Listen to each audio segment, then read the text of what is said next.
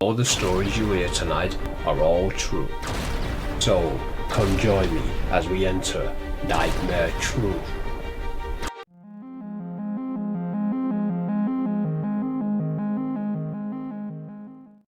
Story 1.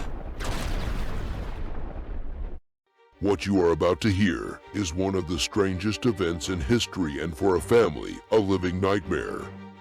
It all started in 1931 for the Irving family, consisting of James, Margaret, and the unusually named daughter, Florrie.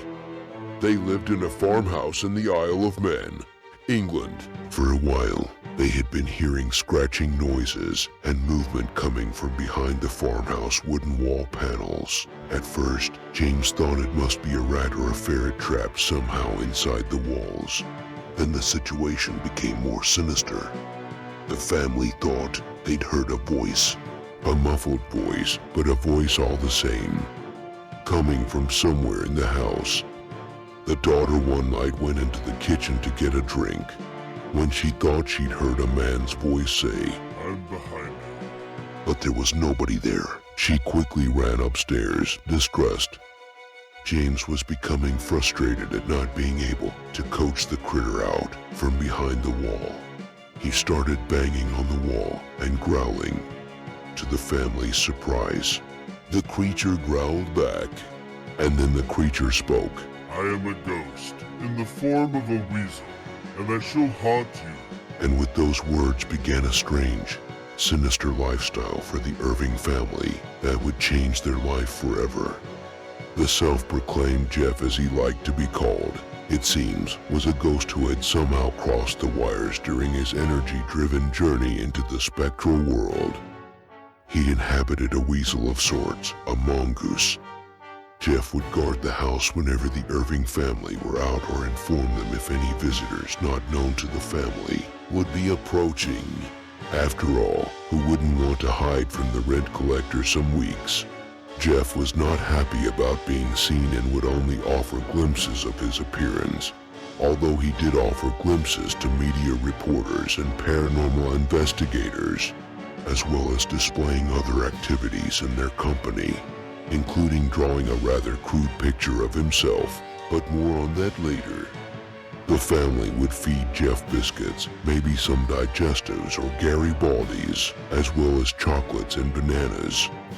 Whilst it may seem all nice and cozy to have this extraordinary talking animal, like something out of a Disney cartoon living with them, Jeff displayed a disturbing, psychotic alter ego.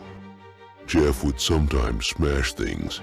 He would throw stones at the family and was also accused of killing rabbits to relieve himself when he was super angry. Jeff could be rude and say hurtful things such as, "I have been to nicer places than this, with nicer carpet, pianos, satin covers, as well as polished tables. I am going back there." As well as the rather sinister, "I could kill you all, but I won't." Jeff even threatened to kill the family while they slept. One night he was furious and threatened them with violent deaths. They had to barricade the bedroom door, but Jeff, the talking mongoose, got it open. Thankfully, he let the family live. Jeff just wanted to show them he can do whatever he wanted. So do not make him angry. The family suffered many more incidents of being domestically abused by Jeff, the talking mongoose. The media soon got wind and went to investigate this bizarre story. Some of the reporters actually heard Jeff speak, with one reporter who seeing him before his very eyes. One reporter also received a horse racing tip from Jeff. A paranormal investigation was conducted. One of the investigators was world-famous Harry Price, a man renowned for investigating thoroughly many supernatural or otherwise happenings. Harry Price was at first initially unimpressed and classed it as nonsensical. Although the paw print casings of Jeff's paws sent for tests could not be concluded to represent that of any known animal, not even a mongoose. But then Jeff was no ordinary mongoose. More investigations were conducted. respected, and while some simply refused to believe this incredible tale, others were not so sure. As they heard Jeff talk fluently in several different languages, including ancient Hebrew. And there were even photographs of Jeff taken as well, and also the occasional displays of telepathic ability. Could Jeff have been something much worse? After all, he displayed the characteristics of a demon, a mischievous, sometimes dangerous entity. Mother Margaret and her daughter, Florrie, left the farmhouse in 1940 after James Irving died. The farm was sold at a reduced price because of its reputation for being haunted. The new owner one night fired shots thinking some animal was after killing his livestock. The farmer heard a human-like cry.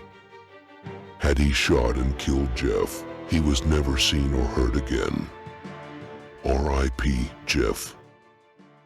Story 2. Around 1775, James Stewart had a beautiful house built and named it Grace Hill after his wife, Graceland. This house is situated on Briar Road in County Antrim in Northern Ireland. Over 100 beech trees were planted along the road, leading to the house, creating a creepy, rather imposing element.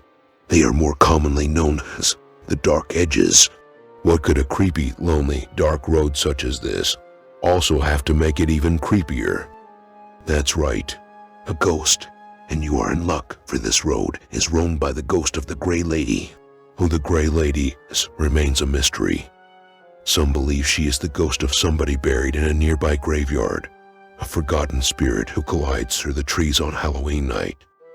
But one of the most popular beliefs is she is the daughter of James Stewart, nicknamed Crosspeggy because of her angry expression. She glides through the trees. As she reaches the last one, she then disappears into the night. Some people have seen a rare, terrifying glance from her. She looks straight into your eyes, and then she is gone.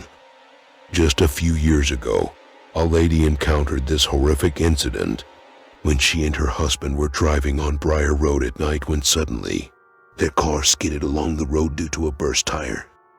Her husband got it under control and pulled over quickly. He jacked the car up to change the tire. While she held the torch, she felt a cold sensation across her face and dropped the torch, resulting in the light going out. As her husband scrambled for the torch in the darkness, they suddenly heard a faint whistling sound. A gray mist descended upon them. Then a rather thin, pale lady appeared from the trees. She had a look of anger etched into her features. Truly horrifying. Her eyes were as black as the night sky. The couple screamed and ran as fast as they could, but the husband tripped and fell to the ground. The spirit reached out and grabbed the screaming man and leaned in close to him and whispered in his ear. She disappeared into the darkness of the surrounding trees. They ran back to the car and changed the tires as fast as they could. The woman asked her husband what the spirit said, and he told his wife that spirit told him he would be hers when he died, and he would die when he turns 40 years old. The husband was 38 at the time. He awaits in fear. In more recent times, Howie Castleman Gordon Watson was there one day taking pictures of the dark hedges, and when he processed the pictures on his computer, he was unnerved to see this photograph of a rather sinister-looking spirit in the woods. Is this the Grey Lady? Does she want to claim another soul? Sadly, you can no longer drive on the road, but you can park at the nearby Hedges Hotel and take a very short walk through the dark hedges. It is best to go late at night between the hours of 10 and dusk. But beware the Grey Lady. She may be behind you.